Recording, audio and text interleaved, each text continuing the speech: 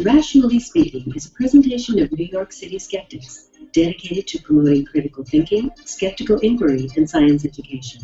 For more information, please visit us at nycskeptics.org.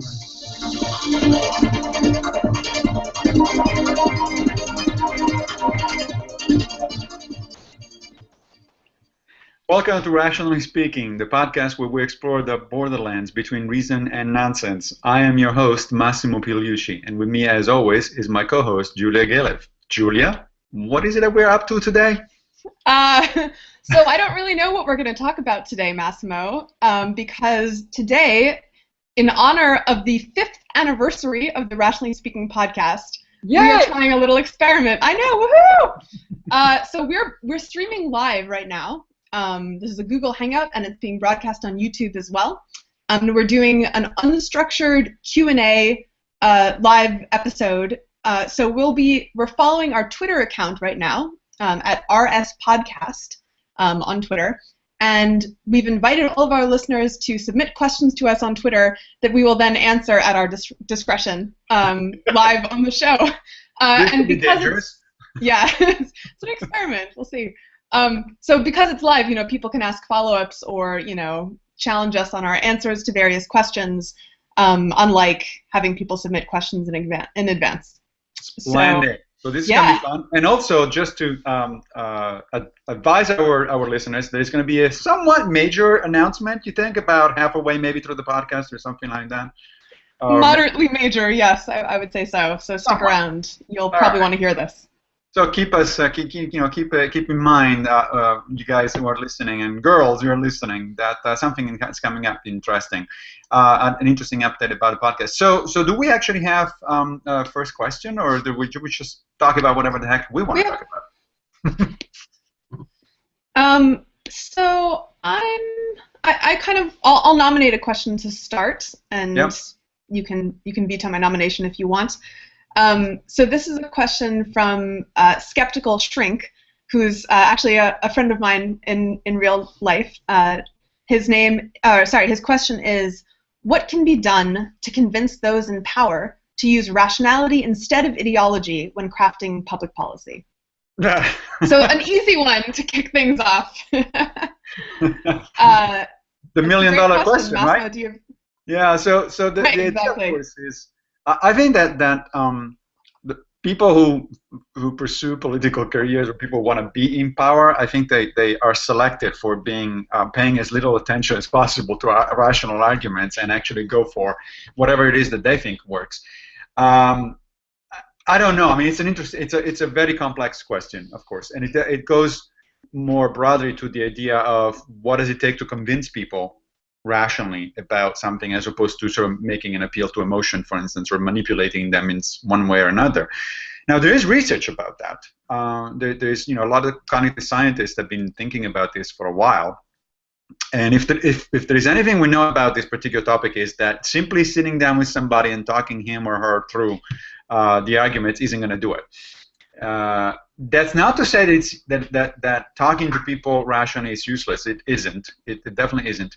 But one shouldn't expect that simply because I'm explaining something, in a rational manner, and have good data and good arguments backing me up, that's going to necessarily convince anybody. In fact, often what we found out recently from recent research in cognitive science is that sometimes you get exactly the opposite effect, that if you actually talk to somebody with strong arguments, they will actually entrench even more in what it is that they were believing. I mean, this is something that is now well known with arguments about vaccination and autism, or arguments about climate change. You can bring up very reasonable, very well backed by evidence arguments, and the other side is not only not going to listen, but it's going to retrench more. I think that if there is anything that comes out from that literature, and I want to hear what your take on this is, but if there is anything that comes out from the literature, is that people change their mind slowly over time, because of exposure to a variety of sources. So usually it's not just because you listen to one person or read one book. And more often than not, if the argument comes from somebody they trust, or even better, that they know and they have a personal relationship with. those seem to be the and if I think back to the instances in my life when I've changed my mind about something major, it usually takes repeated exposure. It takes, my brain needs time to sort of process the cognitive dissonance, basically, generated by the fact that my belief on X seems to be contradicted by evidence about X, right? It takes months, sometimes years. It takes repeated exposure. It takes talking to people that I trust. So I definitely recognize that pattern. And in fact, I suspect, actually, this is more than a suspicion. There's evidence about this as well, that the smarter and the more educated people are, the longer it takes to change their mind about things, because of course they've thought about certain issues. If an issue is important to you and you're a well-educated person, you're reasonably smart, you probably thought about it. You made in your mind a certain number of sort of scenario to explain a certain subject matter, and it's going to be difficult for people to change your mind because you say, hey, I looked into this and I'm convinced of a certain position for good reasons. I don't just go and change my mind on the spot. Actually, I suspect the relationship is almost independent between how smart or educated you are and how quickly you change your mind in response to new evidence or new argument. Like, to some extent, I suspect intelligence and education can help people change their mind because they have actually sort of thought out the reasons for their position, and so if they're sort of intellectually honest with themselves, and they get new information, they can recognize, oh, this undermines the reason I was believing, in this position. Right. So that can facilitate mind change. And also, if the more educated they are, probably the more practice they've had, ideally, engaging in philosophical argument or, familiarity with sort of standards of good evidence. But this is clearly not universally true. Like, to some extent, there's this backfire effect that I know Michael Shermer and other people have popularized, in which the smarter you are and the more intellectually sophisticated you are, the better you can come up with justifications for why you don't actually have to change your mind at all, and why the other side why all their arguments are fatally flawed. And yeah, in fact, there's been some research on open-mindedness. I think there's an official term for it in the literature, but the thing that we would probably call open-mindedness, like openness to considering that your viewpoint might be wrong. And it's relatively independent of IQ or education. So I suspect that there's like multiple factors pointing in different directions that on net equal an independent relationship. But this is somewhat getting off the point of Rick's original question about how we can get politics to function on rationality and not on ideology, which is right. This is the reason I've drifted away from that, because it's such a tough question. But I have some scattered thoughts about it. Go ahead. Sorry, if you want to respond to what I just said. And then I was just going to make a brief comment about again, going back to these how smart people or well-educated people react to challenges to their beliefs. And there is some research in political science that's very pertinent, very interesting about this topic.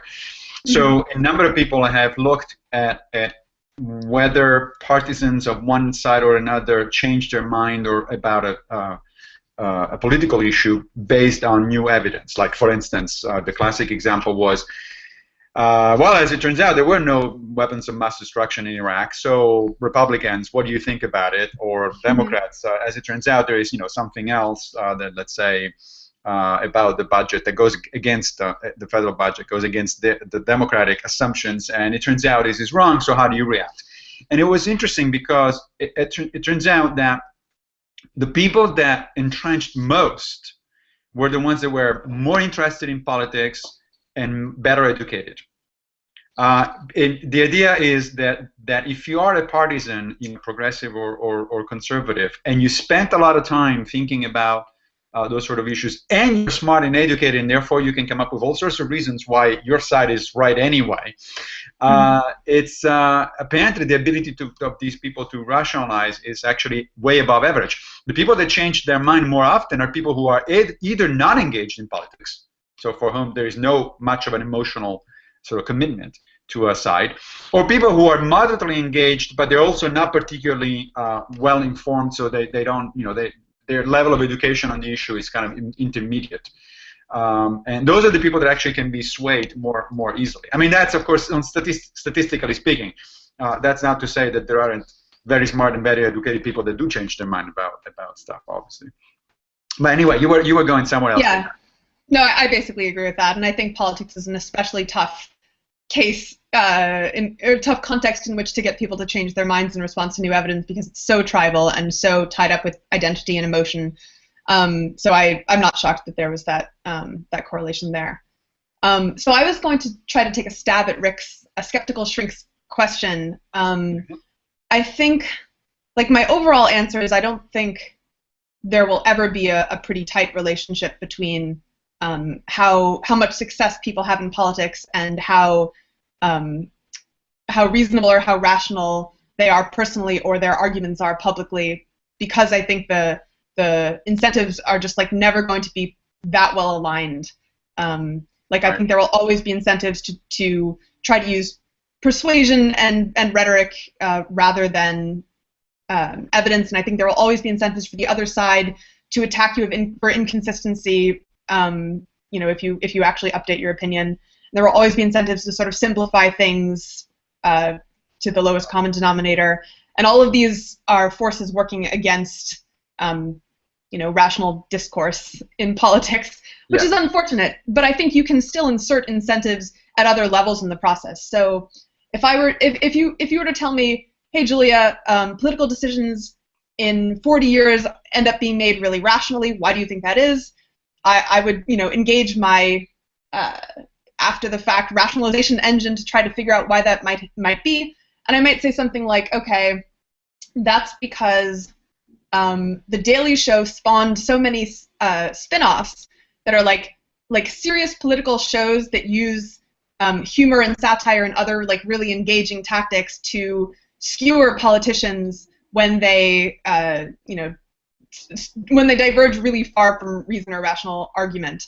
And that's become such a popular medium that a huge percent of the voting public actually watches these shows and is influenced by these shows, and that's what gives politicians the incentive, not to be pure ideologues and disregard the truth completely. So that I'm picturing one scenario. I don't know that that's that likely, but that's one way that I can see something like this happen. Right. Also worth noting, there is a politician at the state level in New Hampshire named Elizabeth Edwards Appel. Hope I'm pronouncing that correctly. I think she's in the New Hampshire House of Representatives, and she has a blog. She is explicitly trying to be rational in her political decisions and in the way she explains them to the public. And she has blog posts about how much she values rationality and how she's vowed to reevaluate her beliefs and change her mind if new evidence comes in and she realizes she was wrong. I think she started out. I think she's libertarian or has historically identified as libertarian, but has explicitly said, I don't want to take that political position as fixed. I'm open to changing my mind about things. I think there might have been a few aspects of her libertarian platform that she might be less sure of now. I don't want to speak for her because I don't remember exactly. But I was pretty impressed with at least her statement of intent. She's a pretty new politician, and I don't know how things will turn out in 2 years. But I was quite impressed with what she's trying to do. So no, I mean that's very interesting. My first reaction would be somewhat cynical, as in, notice that we only come up with one example. And this is a new politician who's probably. Oh no, I know. I wasn't trying to hold her up as representative of all politicians. Far from it. She's the exception, not the rule. I know. But that's, I think, one of the things to worry about. There are these kind of interesting, exceptional stories, but unfortunately, as you know, the norm is certainly not that. I got a new question on my Twitter feed, even though we're actually asking people. Remember to ask to post your questions on Twitter @RSPodcast. But it's okay if you do it on my Twitter feed or on Julia's Twitter feed, for that matter, because we're checking them anyway. So this question is from Matthew Wilkinson, and the question is deceptively simple, I think. What book or two would be best to enhance one's rational and reasoning abilities? To enhance? Yeah, to enhance. Oh, I thought you said what book would be best to announce one's rational abilities. Like, what book do you want to be seen holding on the subway to show that you're rational? Never mind. I like this one better. Yeah, well, blame my Italian accent. Anyway, so what book or two would you suggest? There is a number that I can think of. Yeah, that's tough. Right? I mean, one of them probably is a book that was published by one of our former guests, actually. I'm thinking the one about mistakes were made, but not by me. Mm-hmm. That came out, well, I think, a couple of years ago. Let me look it up. Aha. Yes, by Carol Travis and Elliot Aronson. The full title is "Mistakes Were Made, but Not by Me." In parentheses, why we justify foolish beliefs, bad decisions, and hurtful acts. I think that's a good one. And there's a number of books like that. The problem, of course, with those kind of books is that then I know people who read that sort of thing, and then they said, "Yeah, see why other people make mistakes." Yeah. Have you heard the sort of satirical definition of cognitive biases? The definition is cognitive biases, noun, the study of how other people think. Exactly. and I swear I've like made that joke before to audiences or to like groups of people, and multiple times someone has said to me, "Thank you. That's exactly how other people think of cognitive biases." Exactly. Well, I have another suggestion, however. That's another book written by a former guest of Rationally Speaking, Cordelia Fine. Mm-hmm. The book that we talked about on the show with her was Delusions of Gender, the Real Science Behind Sex Differences, in which she explains her skepticism about some some neurobiological research on gender differences. But the one that I'm thinking of now, it's a little older. It came out a few years ago. And it's called A Mind of Its Own, How Your Brain Distorts and Deceives. And it's a small little booklet, but it gets all the basic stuff right, and it's written in a very engaging way. I think I actually reviewed that book at some point. So, you know, there are these kinds of things, and these kind of books are actually fun to read and all that. I'm not so sure, again, so what kind of effect that they actually have on people, but I think those two would be two of my suggestions. And of course, there's a number of more general books on critical thinking.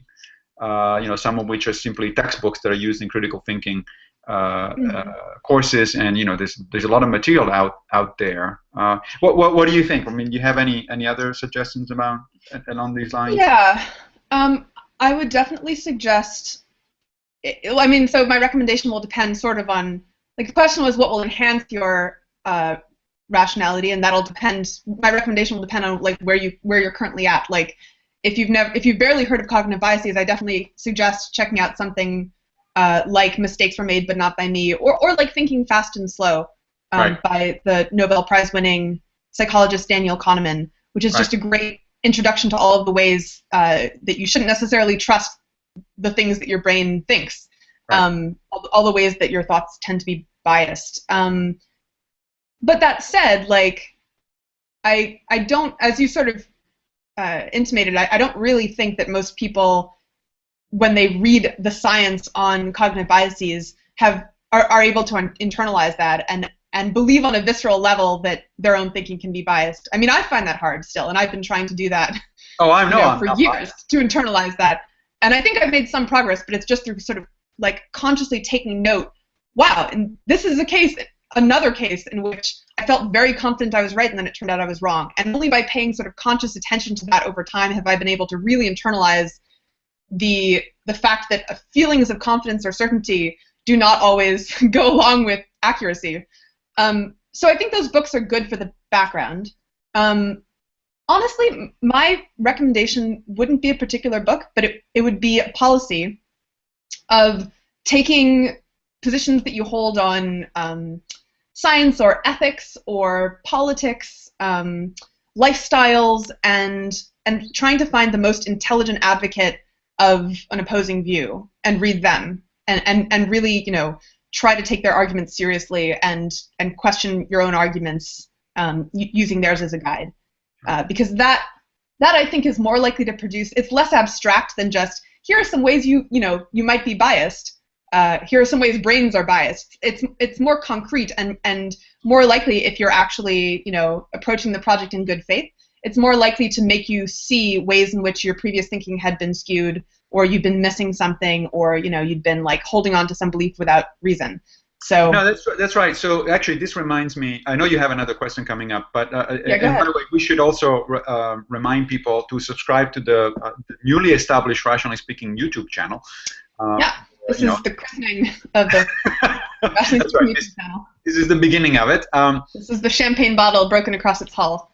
Precisely. And so but what I was saying, that what you just said reminds me of, in fact, the approach that I take in my classrooms. You know, when I teach at City College philosophy classes, pretty much any philosophy class, but especially the introductory classes. One of the first things that I tell my students is that philosophy is not a spectator sport. You need to engage and get dirty and down into the ground. Mm-hmm. So yes, you do need to read the texts, right? I mean, I think it is useful to have sort of a formal introduction and an acquaintance with the ideas.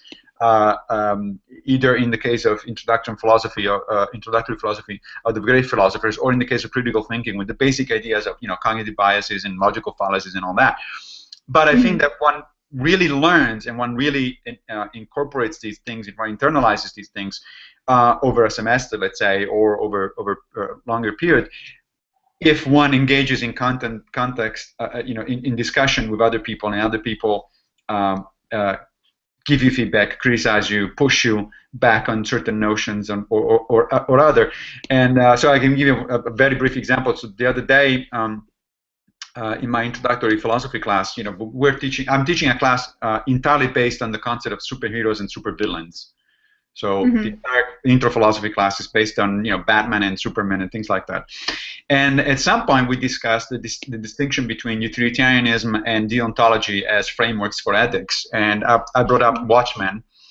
And so I presented Ozymandias in the Watchmen as the quintessential utilitarian. He makes the calculation that, you know, a few million people dying it's going to be countered by many hundreds of millions surviving. And Rorschach, who is on the other hand the quintessential deontologist, is like, he's the person who says, no, we never compromise, even, in fact, this is a direct quote, even in the face of Armageddon. And what I did was, so I explained to them, you know, the basics, they read the book and all that, and then I called on a couple of volunteers to come in front of the class and debate the two positions. So one of them was, you know, one character, the other one was the other character, and then debated. And it was impromptu, so they didn't expect it to happen. And then the rest of the class got in by challenging either position, depending on what they were saying. I guarantee you, by the end, first of all, the class was much more fun than just, you know, me explaining things to them.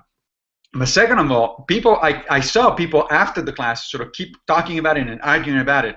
This is the way you internalize things. This is because you participate actively. People push back on something that you think, and therefore you are forced to say, "Oh, wait, why did I think that? So let me defend my point of view this way or that way." You know, or in a couple of cases, I saw students were generally stumped, and they say, "Oh, I don't have an answer to this question. Good point." And how often do you hear that? You know, I don't have an answer to that question. Good point. So not as often as I'd like, that's for sure. Exactly. Before we introduce the next question, I just want to give another plug for another fictional framing of the utilitarian versus deontological debate, which is rather recent. I don't know how many of you have seen the recent Into the Woods movie.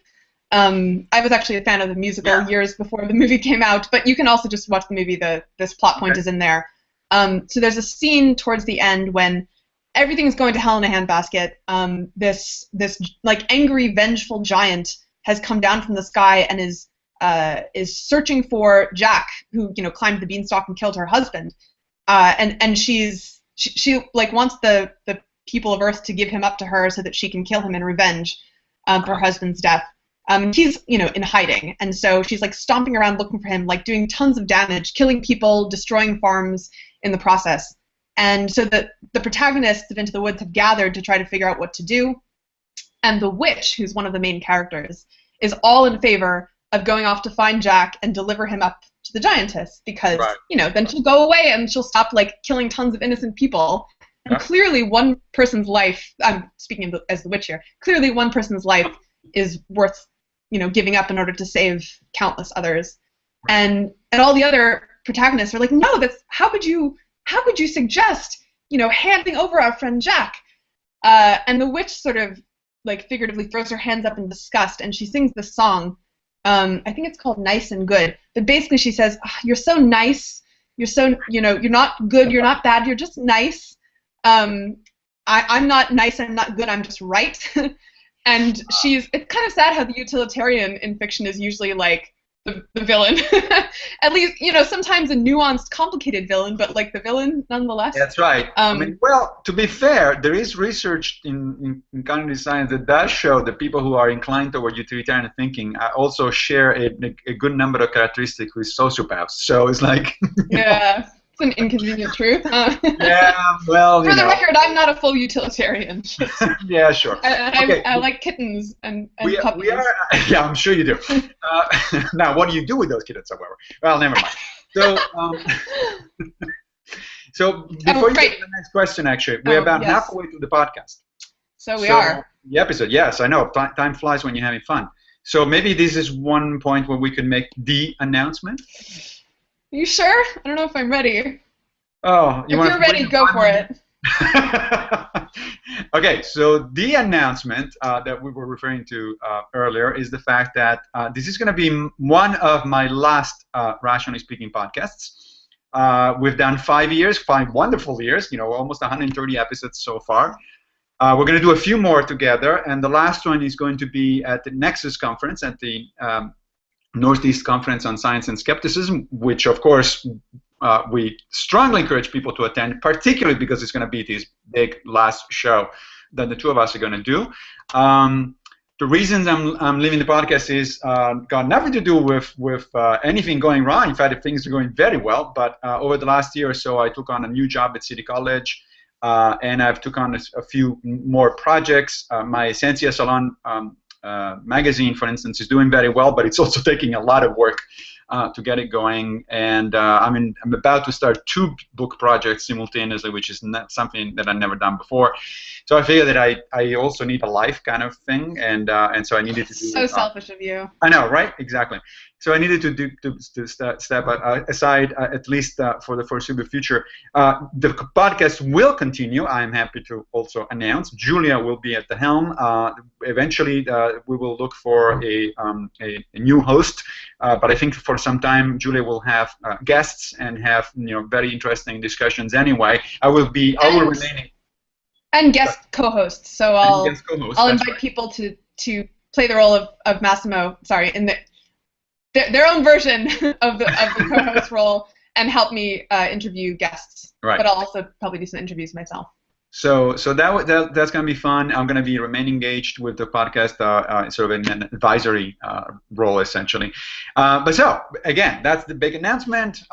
This is going to be one of the last episodes. We're going to be just the two of us together. And the last one is going to be at the Nexus conference in April. So go to nexus.org.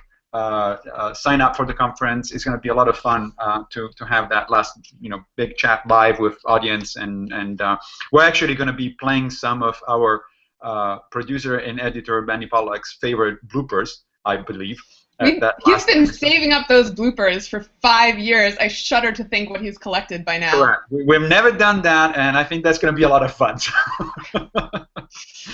Okay, that said, Yeah. what was your the It next feels so weird to go back to taping the episode after that announcement, but good thing I wore my waterproof mascara today. It'll take some adjusting to this news, Massimo, for sure. But I'm very glad you'll be remaining in an advisory role, if not as a co-host. Oh, absolutely. Okay, go ahead. So next question. You want me to pick another question? Okay. I like this question. So, Sick Zip Everywhere asked our podcast, quote, "We're pretty good at identifying problems outside the skeptic and atheist community. What are the biggest problems within it?"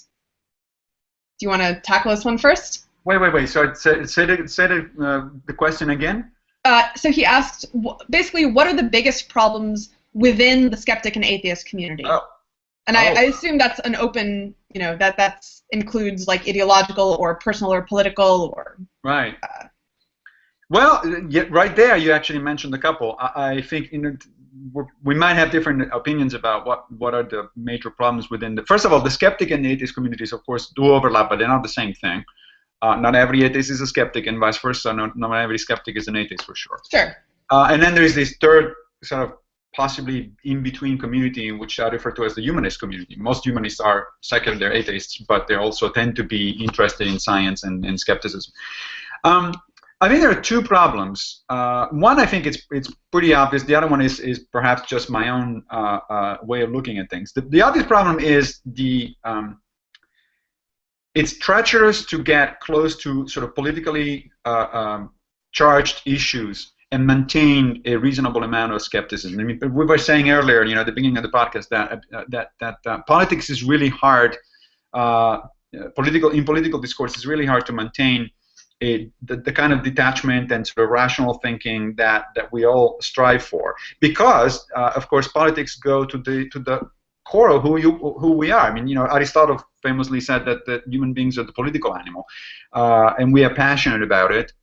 It strikes to the core of what we think about the world and our values and so on and so forth. So one of the things that I have noticed, especially in a number of sort of skeptic meetings that I've attended over the years, is that whenever people get into the politics, things go fairly easily go the wrong way. My favorite example was a few years ago at when by in pure chance both Phil Plait and I essentially gave the same talk, or a talk on the very same topic, which was exactly about, calm down when it comes to politics, play nice and be careful about, because people do have strong opinions and strong emotions about it. My talk in particular was about a number of skeptics who have come out as, there is no other way to put it, climate change denialists. Of course, they think of themselves as climate change skeptics. I don't. And even some prominent people in the skeptic movement have done so. And typically, not always, but typically that's because they subscribe to a libertarian point of view from a political perspective. In fact, you find most of the skepticism or denialism on climate change clearly on one side of the political divide. I hasten to say that's not because libertarians or Republicans are necessarily more irrational than the other side, because the other side has got its own problems on other issues. But nonetheless, climate change seems to be mostly, along partisan lines, and that affects even the skeptic movement. So there are some exceptions, like Michael Shermer, for instance, who has been one of our guests before. He was, in fact, a climate change denialist, and in recent years, he has very publicly come out and said, "No, actually, I was wrong, and clearly the evidence is overwhelming." And there's not much more to discuss other than what we're going to do about it, which is a whole different issue. So I think that the politics is one problem. The other problem, and this is more from my own sort of perspective as both a scientist and a philosopher, I do see a moving away in both the skeptic and especially the atheist movement, moving away from philosophy, from a philosophical grounding, and toward what I would characterized as a scientific grounding, that is a sort of almost unquestioned embracing of science. This is too bad. Massimo, how can you complain about that when you're moving away from the skeptic community with your philosophical background? I'll be involved in a number of other issues anyway, other things anyway. But you're right. I mean, is there something to complain there? I think there is, because I think it's a lot for the skeptic movement, for the atheist movement. If you go back just a few decades, you will see that there was a seamless, combination of both science and philosophy. The classic skeptics that think of Carl Sagan, they clearly went, or Martin Gardner, they clearly went, or Isaac Asimov and so on, definitely went between science and philosophy and alternated between the two. They were cognizant of the epistemological issues about skepticism, which clearly go more on the philosophy side than on the science side. And they were also very clear about the fact that there is no trade-off between the two. Now we're seeing a new generation of even prominent skeptics and atheists who just don't think twice about dismissing philosophy as something irrelevant. And of course, we have had two of those on our show. I'm talking about Lawrence Krauss and Neil deGrasse Tyson, and I think that's unfortunate. I mean, those are great members of the skeptic and atheist community, but I think that particular position that they're taking is unfortunate. So what do you think are the problems with, if any? Yeah. So I would have said something like your point about climate change denialism, to take one example. The way that I was thinking of framing it is that I think it's quite common to sort of inadvertently bundle up your own personal values and moral judgments and even aesthetic preferences into what feels to you like a logical argument, such that the conclusion is something that you feel justified in calling the rational or the logical conclusion, but actually, like, you've bundled up logical argument with a bunch of, like, value-laden premises. I was just talking to someone the other day who is claiming that there's, like, a logical argument for polyamory, and of course, like, there's a bunch of, like, value judgments and, like, personal preferences that aren't, like, don't have a truth value in being correct or incorrect objectively bundled up in his argument, but it to him it felt like a logical argument for why polyamory was the, like, objectively correct lifestyle. And this has totally happened with politics. I remember speaking to an objectivist recently who also sort of was making various political claims as, like, the sort of logically correct statements. So, and climate change denial is probably part of that cluster as well. So that would be, like, one of two things that I would, if I were queen of the universe, that I would try to change about the skeptic and atheist community. And to be clear, I don't think this is a worse problem in the skeptic and atheist community than outside of it. The only way in which I would consider it worse, maybe, is that skeptics and atheists think of themselves explicitly as using reason, so they feel more justified in calling their personal values, like, the objectively correct ones or logical ones, whereas people who don't identify as skeptics and atheists might just say, like, well, no, I'm right, but they wouldn't claim that it was, objectively provable that they were right the way that we do. So it feels a little bit like tarnishing or like, I don't know, undermining our use of logic and skepticism to use it in cases as a justification for things that it doesn't actually justify. Correct. I mean, it's interesting you put it that way. So one problem I think that we all can recognize if we think about it for a moment is that the skeptic and atheist community could use a dose or two of humility. And I speak as somebody who has a large ego himself. So it's like, humility doesn't come easily to people who have lots of education and thought about these kind of stuff lots of times and and deeply and so on and so forth. But it is a problem that because too often we do come across as sort of condescending and as, oh, look at how stupid those other people are. There's that too, yeah. And that's not helpful. So, as I think you know, my organization, the Center for Applied Rationality, runs these workshops about, actually trying to apply rationality to your everyday life or business or relationships or activism or whatever. And we do these sort of admissions interviews before we, like, officially invite people to come to the workshops. And I haven't been doing them personally for a while, but my colleague Kenzie does. And one of the questions she always asks people is, what are you hoping to get out of the workshop? And not a majority of the time, but maybe a significant minority of the time, people say something along the lines of, I really want to come to your workshop so that I can learn how to explain to my friends and family how irrational they are. and to them, we usually say something politely, something like, I think our workshops aren't going to be a great fit for you. We're really looking for people who want to become better at rationality themselves and who, accept, at least in theory, at least abstractly, the idea that, there are things they are irrational about that they want to, like, learn to identify and improve. Yeah, that doesn't surprise me. I'm following my own Twitter. There's a lot of posts. There's a bunch more questions, yeah. Why don't you take the next one? So I have to say, first of all, I'm touched because there's a lot of people who are unhappy about the announcement that we just made a few minutes ago. Yep.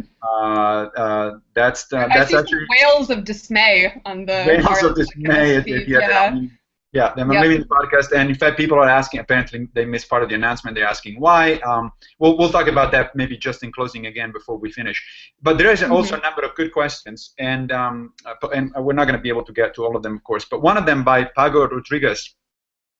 He asks, why do you think philosophy and science count as knowledge or scientia, to use the name of my magazine, but theology and astrology don't. And it's a good question. It goes to the basics of epistemology. So you want to take a first stab at it? Why science and philosophy, yes, but astrology and theology, no? Well, I mean, I think the question of what counts as knowledge is somewhat subjective. Like, it sort of just depends on who's asking. Yeah.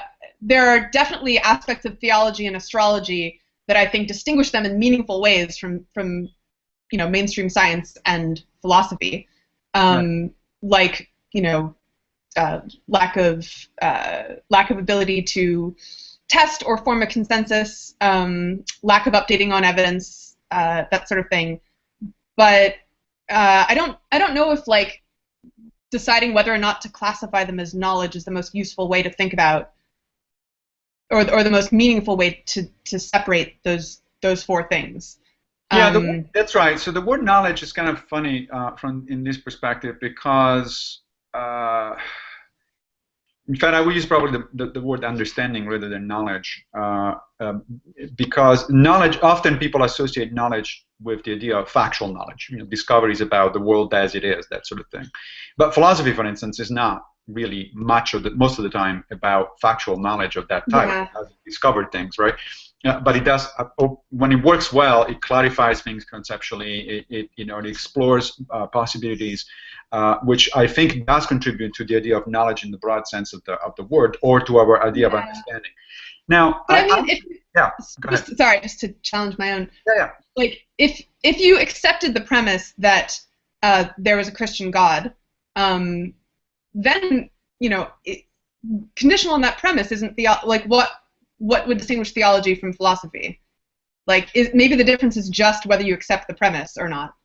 Although I suppose there could be a difference in that theology sort of has conclusions that it needs to reach, and so it's more about like finding a way to get to the preordained conclusion than it is about seeing where the logical paths lead, as philosophy does. Yeah, but the question that I might ask instead of why are two knowledge and two not knowledge would be why are science and philosophy useful, and theology and astrology not useful. Right. And then I would point to things like do they already have preordained conclusions, and do they update their models as new information comes in about the world. But that to me is about distinguishing useful from non-useful, not distinguishing knowledge from not knowledge. Anyway, yeah, good point. I mean, one way to look at it is in terms, of course, of the demarcation problem, right? I mean, which is one of the things that I'm interested in philosophy. So the demarcation problem initially was when it was set up by Karl Popper, it was about the difference between science and pseudoscience. And it's usually understood that way. But you can set up, I think, an analogous demarcation problem between, let's say, philosophy and pseudo-philosophy, or philosophy and not so good philosophy. And what I've argued with a number of colleagues, like my friend Martin Baldry, who has also been on our podcast, is the co-editor of our book on the philosophy of pseudoscience. So we've argued that the demarcation problem really shouldn't be seen as seeking a sharp line that separates, let's say, science from pseudoscience, or philosophy from theology, or whatever else this is what we're talking about. And we should really think about these complex intellectual landscapes where, at the extremes, you find easily definable fields. Like, in the case of the science-pseudoscience continuum, let's say, at one extreme you get fundamental physics, let's say, or biology or chemistry. Those are clearly science. I mean, anybody who denies that those are sciences doesn't understand the word science. And at the opposite extreme, you do get things like creationism or astrology or things like that, which are clearly pseudoscience. But those are the easy cases. The interesting cases come in between. Is where, where are you going to put things like, some research on ESP, or even some research on evolutionary psychology or search for extraterrestrial intelligence. They clearly don't have the status of a clearly well identifiable pseudoscience or science. They're somewhere in between, and it's interesting to think about why they're there and what kind of claims they're making. The same, I think, goes for theology philosophy, and even within philosophy, there are many different approaches to philosophy, many different ways of doing philosophy. I mean, there are certain things that are clearly very good, very well done philosophy. I mean, the most obvious example would be logic. Logic is a branch of philosophy, and I think nobody is going to deny, or I hope, that that's good. That's a good contribution that philosophy has made. Much of ethics is clearly good philosophy. You can agree or disagree with certain particular ethical positions, but the way ethicists argue about things, it's clearly exactly the way philosophy should be done. If you go to the opposite extreme, you find things that are more sort of new agey or sort of Deepak Chopra-like kind of things. Those are clearly bad philosophizing. And then you find a bunch of stuff in between. Even with theology, there's a difference, for instance, between theology and philosophy of religion, right? Mm-hmm. So in theology, as you were saying a minute ago, you do start with an assumption that that you do accept, let's say, the Judeo-Christian God, period, and then you're trying to figure out what that assumption logically entails, and you can do it, by the way, very, very well. I mean, there are theologians like Alvin Plantinga who are really smart people, and the only reason I don't read Plantinga is not because he doesn't say anything smart, intelligent, or well constructed. It's because I reject his premises, right? Mm-hmm. So anything, it doesn't matter how interesting or how well derived what he gets out of those premises is, because I simply reject the premises, so I'm not going to spend my time reading it. But that doesn't mean he's not a very smart, very intelligent person who actually comes up with interesting arguments. Mm-hmm. Philosophy of religion is even more close to the sort of mainstream philosophy, because it actually tends to question those assumptions, to say, well, wait a minute, there's comparative religions, what if you don't start with the Judeo-Christian assumptions, but you start with something else, and what does follow from the Judeo-Christian assumptions that may be taken as a criticism of, as a rejection of those assumptions. For instance, the famous problem of evil that is faced by any conception of God as, all-powerful, all-good, and all-knowing. So there's an interesting territory, landscape there, I think, both in the case of science and pseudoscience, in the case of philosophy, and let's call it pseudo-philosophy. So the extremes are easy to identify. But the interesting stuff is somewhere in between. Yeah. We only have about 10 minutes left, so I'm going to resist the urge to follow up on that excellent answer. Do you want to pick another question, or should I? I have one by Jeff Nippert. Go for it. Cool. How would you deny solipsism? Which I happen to know is our producer's favorite philosophy of late, Benny Pollack. I should say, by the way, I'm reminded that when we announced earlier, before we get to solipsism, when we announced earlier that I would be soon leaving the podcast to pursue other interests, both at work and in terms of my online magazine, Sensia Salon, and a couple of books that I'm writing and all that, we didn't mention it's not just you that you're going to stay; it's the entire team. There's people that are unseen. Right. Behind the Rationally Speaking podcast, our producer and editor Benny Pollack, for instance, and of course New York City Skeptics that sponsors the whole event. So there's other people that are going to stay. Anyway, so solipsism. What do you think about solipsism?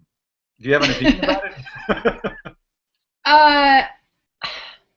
I don't have a particularly reasoned, internally coherent rebuttal of solipsism, and haven't come across one so far. At the same time, I don't find it a very interesting question, and I don't have a great explanation for why I don't find it a very interesting question either. It's sort of, I don't have a great answer to this one. I think I just sort of I think in order to figure anything else out, you need to sort of accept as a premise that there's a world out there. And so I could be wrong, but if I'm wrong, then it's not interesting anyway, so I might as well just assume that it's correct. There's probably a better defense than that. That's a pseudo defense. What would you say? I'm gonna add a few things, but essentially you got it. I think you got it. You got the basics right, which is so solipsism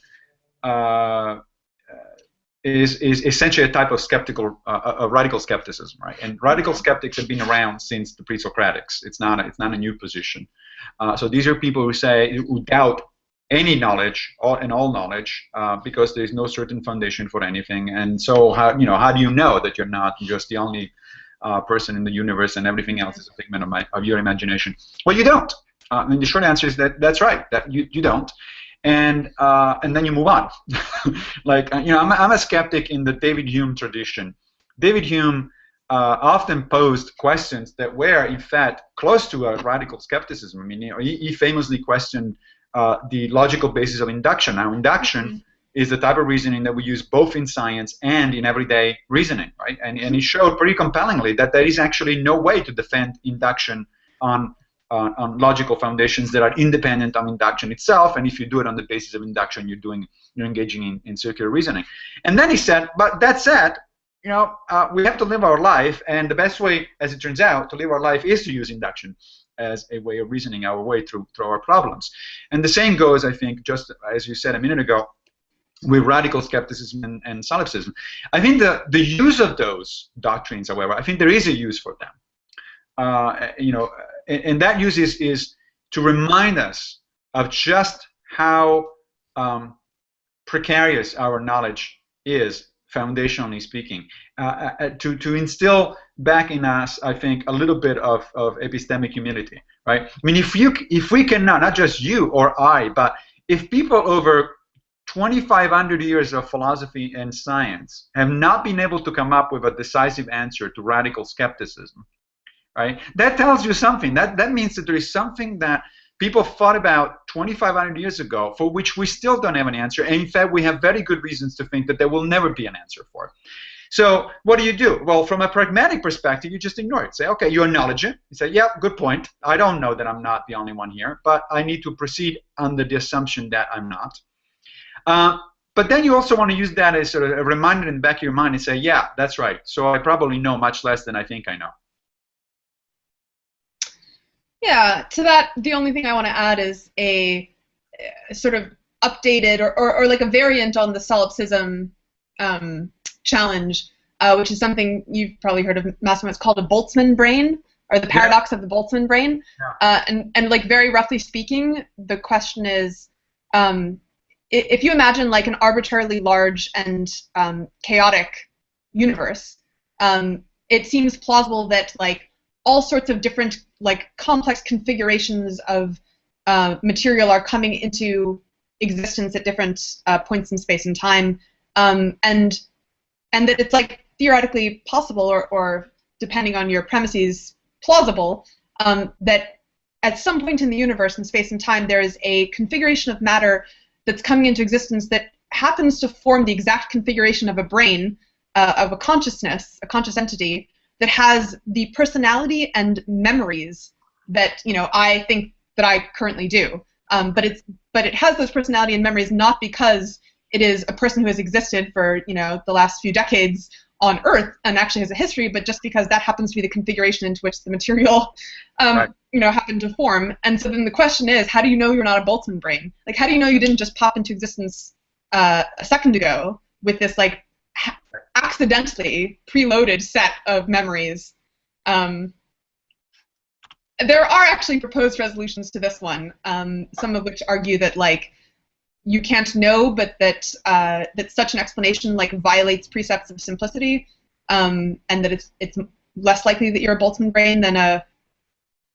I'm not sure. I actually don't have a great answer stored up. I just wanted to throw the question out there. I don't think there's a good answer. By the way, the situation you just presented is there is an equivalent in philosophy. There is a thought experiment that was introduced by Donald Davidson back in 1987 in the context of philosophy of mind, and it's the Swamp Man experiment, and it's essentially the same situation. It's you have a lightning bolt, Swamp Man.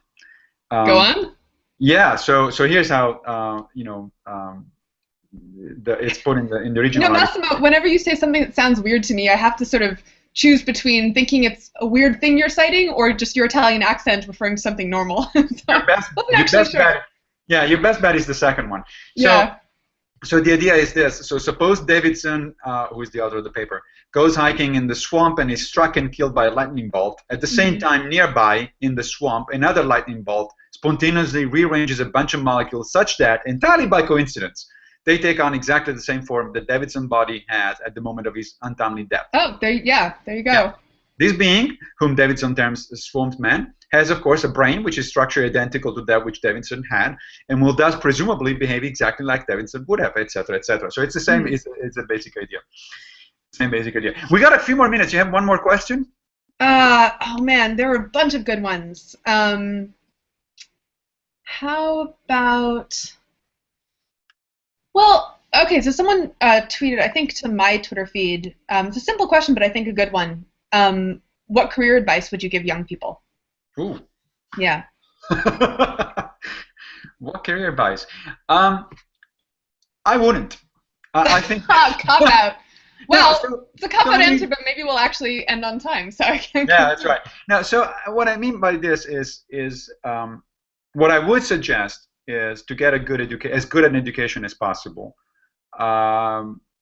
But the specific field, it really, we're talking about a lifelong commitment. Mm-hmm. And so, and I'm afraid that actually what's happening more and more is that young people do make a essentially a lifelong commitment at a point where they're not ready. They don't know enough about what they themselves want, with some exception. I mean, there's always exceptions to this thing. But I have a personal example. I have my daughter who just turned 18, a couple of days ago, and she's about to go to college, and she, decided on. She's 18. Oh my God. And she decided on a particular track, and she's all excited about it. And good for her. But I wouldn't be surprised if she didn't change her mind, a year or two or 3 or 4 or 5 down the road, not let alone 15 or 20. So I suspect that one shouldn't really think in terms of careers necessarily, or at least that shouldn't be the preeminent thing. One should think in terms of a broad education. That as you know, I'm a firm believer in a liberal arts education for that reason, because a liberal arts education, as opposed to a technical vocational one, gives you the general tools, the portable tool, the tools you can transfer from one place to another.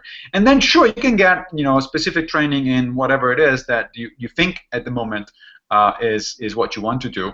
But as long as you have a broad understanding of things, as long as you have training in critical reading and good writing skills and so on and so forth, then later on you can change, and it's going to make it more interesting path and more interesting life. I changed career midway through my life. Of course, I'm still in the academy, but I went from doing empirical science, getting into the mud and going into the field, to doing the quintessential armchair thing, philosophizing. And it took a few years to switch over, but I was able to do it in large part because I did have those kind of genetic tools that are good just as well in the sciences as they are in a very different field like philosophy. What would you suggest?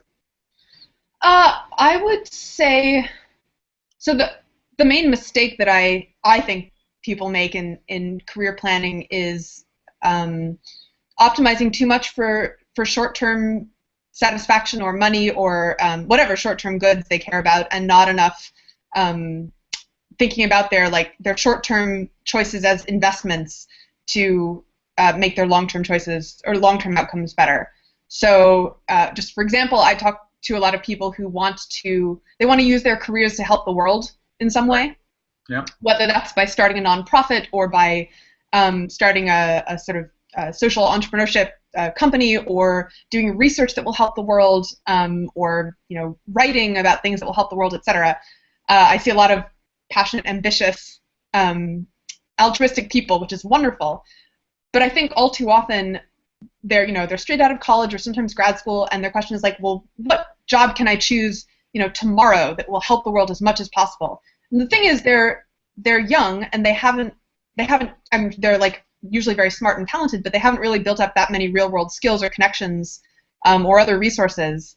So they can probably find something that will have some impact on the world, but not nearly as much as if 10, 15 years later they made they tried to optimize for altruism after having built up a lot of influence and reputation skills working in anything in science or finance or consulting or business. Doesn't even have to be a business that's already immediately helping the world, just something to help you cut your teeth and develop discipline and good judgment and connections. Honestly, connections are pretty important. And so And I think this actually helps a lot with the paralysis that people often feel at the outset when they're trying to choose a career, because it feels like quite a weighty decision to be making for the rest of your life. When you're 21 or 25 or late 20s, whatever.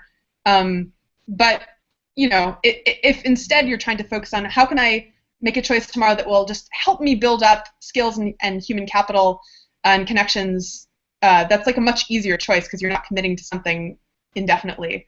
And I when I look at the things in my life, in my career that have been most fulfilling so far, they mostly came out. They came into effect because, well, let's see, the podcast, for example, and speaking opportunities and writing opportunities that I've gotten from being in the skeptic community or skeptic movement. I had quit my PhD in economics. I was bumming around New York as a freelance writer, just going to conferences and events that I thought were really interesting, where there would be other interesting, smart people. And Nexus, the very first Nexus, in fact, was one of them.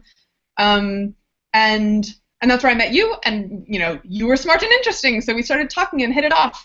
And that was our origin story. That's our origin story. And I didn't do that because it was something in the service of a career I'd planned out. I just wanted to meet other smart, interesting people talking about interesting things.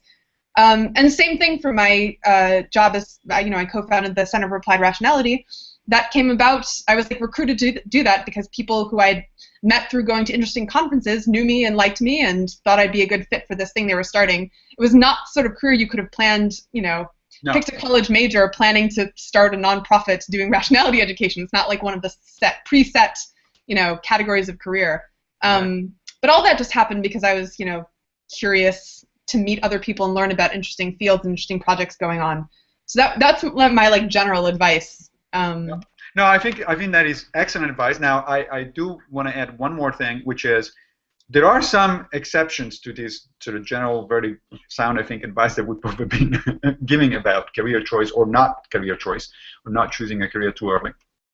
And that is, there are some people, and I count myself actually among them, who very, very, very, very early on in their life, they have a clear idea of what they want to do, and they have sort of a passion to do it. And typically it's artists, right? Typically it's the musician or the artist or the the painter and so on and so forth.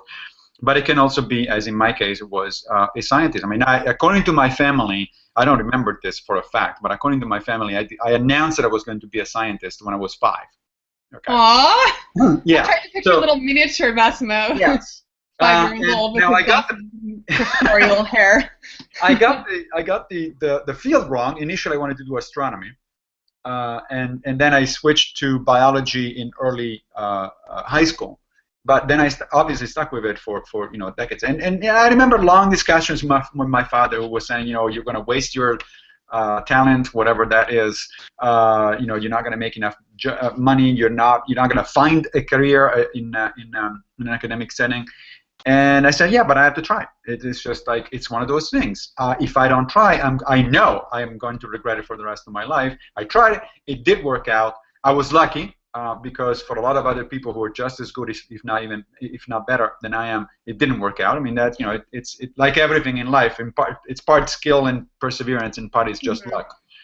But I think it's for those people, they really do need to try, regardless of what other people tell them. And then there's always time, especially if you, again, work on your sort of general skills, portable skills. There is always time to at some point say, you know what, I tried. I gave it a good try. It didn't work out. Let's do something else. But I would want to amend that advice to say, make sure that the career that you think you have to have above all other careers, or that at least you have to try to have, is actually what you think it is. So I think you either did this or just got lucky. But I think for a lot of people, so for example, 16-year-old Julia was considering being an actress. Believe it or not, I wasn't very good, but I was, I liked acting. Who knows? The Oscars are tonight. Now. Yeah, that's right. I forgot about that. And so I had this image in my head of what it would be like to be an actress. And of course I was picturing, being on Broadway or being on a TV show or something like that. And a mentor of mine who was a director in the DC area was like, okay, try to picture the actual life of the typical actor, even the typical sort of actor making a living. You're mostly going to be scrounging for work or between jobs. You're going to be doing jobs that, aren't as glamorous or even as interesting as being on Broadway or being on TV. This is like best plausible case scenario. now that you're vividly picturing that, is that the thing that you feel like you have to try for above all else? And I was like, no, actually, there's a bunch of things I'd rather do than that. So just, make sure that the career you're aiming at is what you think it is. I think we're at the end, aren't we? We are. That flew by. I apologize to all the people whose questions we couldn't get to. But I may or may not pick, a couple of them to answer on Twitter. Just okay, sounds good. Because they've caught my fancy. So I think, as usual, you're the one closing the show. Oh yeah. So I guess your announcement in the middle is enough. I don't know. In case anyone has. In case anyone hasn't heard of it. Yeah. So this is one of my last shows at Rationally Speaking. I have, in fact, the very last one will be in April at the Nexus conference, at the Northeastern Conference on Science and Skepticism, which we both strongly encourage you to participate and subscribe to, sign up for. First of all, because it's a great conference. The Skeptic Guide to the Universe guys are going to be there. Bill Nye is going to be there. That's right. As one of the speakers. But of course, on Sunday, the last day of the conference, it will also be the last show for Julia and me as a team on the Rationally Speaking podcast. Then Julia will continue, and in fact, she will be essentially having guests that might become co-hosts or something like that for a period of time until we settle on a new co-host. Yeah, I won't be jumping into the decision immediately because it's hard to find a good replacement for Massimo. Right. So I will be for a little while at least until I can feel confident in a decision. Again, people have been asking, so why this decision on Twitter? The Twitter feed has been very moving, I have to say. Lots of people who have been posting really nice messages. The reason is it's got nothing to do whatsoever with my experience at Rationally Speaking podcast. It's a great experience. It's a great show. We've done it for 5 years and 130-something episodes by the time I will be leaving. But I have a new job at City College, which requires, entails certain kind of responsibilities that I need to focus on. I have two book projects in the way, and I have my Ciencia Salon magazine, which is about bringing the as I say, the ivory tower to Main Street. Basically, all the essays in Ciencia Salon are by professional academics, and they're writing for the public about what they're doing, because it's like, hello, tell us exactly why is it that what you're doing in physics, philosophy, social science, or whatever it is, it's interesting, and it's going very well, but it's taking a lot of time and effort, and so that's part of the reason. Okay, time to wrap it up. All right. Well, thanks everyone for joining us in this experiment. I had a great time. It was fun. I thought this was great. I appreciate all your questions. This concludes another episode of Rationally Speaking. Join us next time for more explorations on the borderlands between reason and nonsense. Should we sign off, Massimo? Yeah. All right. Bye, everyone. Sounds good. Thanks so much. Bye, everyone. See you soon, Massimo. The Rationally Speaking podcast is presented by New York City Skeptics. For program notes, links, and to get involved in an online conversation about this and other episodes, please visit rationallyspeakingpodcast.org. This podcast is produced by Benny Pollack and recorded in the heart of Greenwich Village, New York. Our theme, Truth, by Todd Rundgren, is used by permission. Thank you for listening.